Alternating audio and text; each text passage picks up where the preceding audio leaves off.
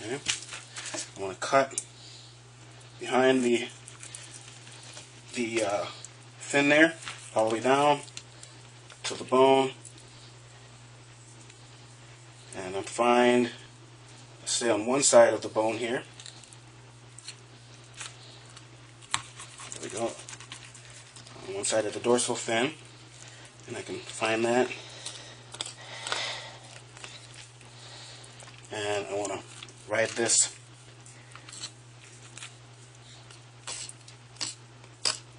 all the way down.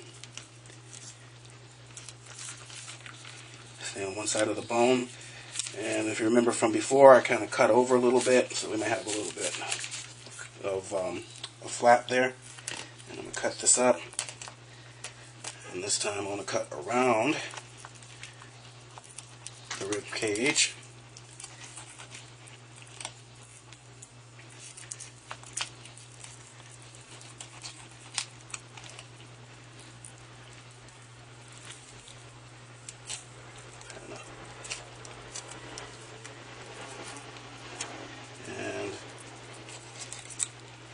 And there we are, for the most part. Okay? And there's the guts and innards. There's some meat here. I'm going to go ahead and I'm going to process this out further.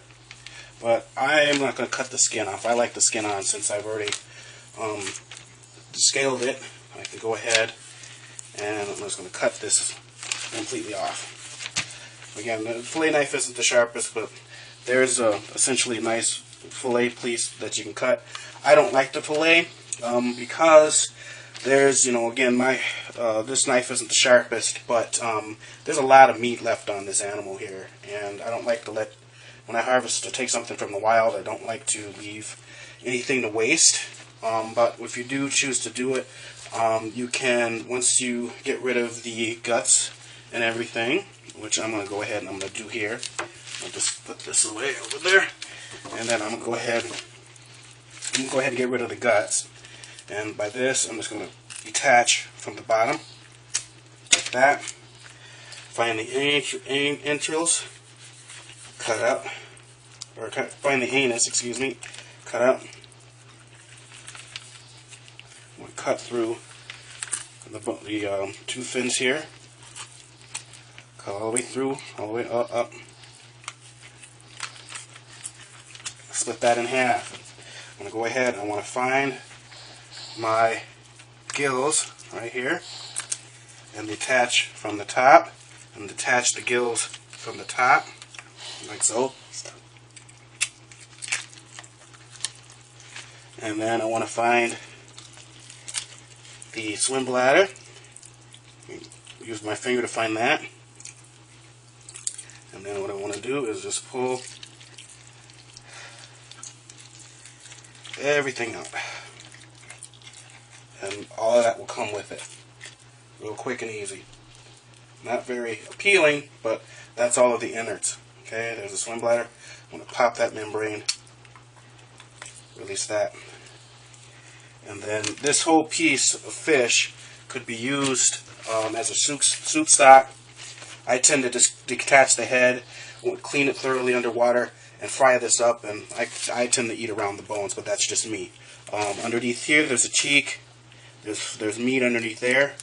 A lot of people make fish head soup. There's that fish head song, if you know what I'm talking about. It's right. There's what people will use the fish head for. There's meat here, or the whole bones of the carcass can be used to make a soup stock. So essentially, that's a real quick and dirty, somewhat messy method of filleting fish with a dull fillet knife, but you get the idea.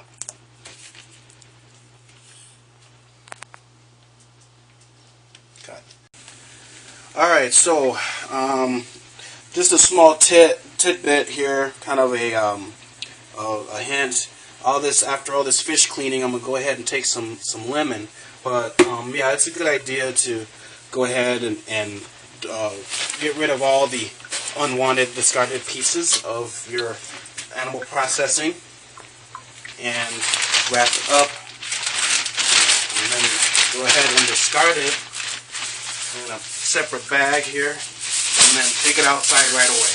Don't let it sit, because this will get fishy and funky really quick. It doesn't take long.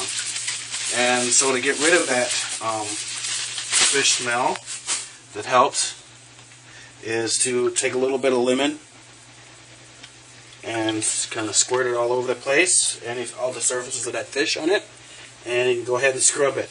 And I've got some homemade scrubber here that I'm going to use here, and this is just made of Borax, 20 ml Borax, and baking soda and some salt, a little bit of essential oil, juniper essential oil, and it operates like a cleanser. And you just go ahead and just scrub everything down that has some fish on it, and it totally eliminates the fish smell. So, and like so. Just clean this off. So I just wanted to give you that little tidbit. If you're kind of worried about even some fishy smell around, you can go ahead and just use some lemon juice or lime juice works pretty good.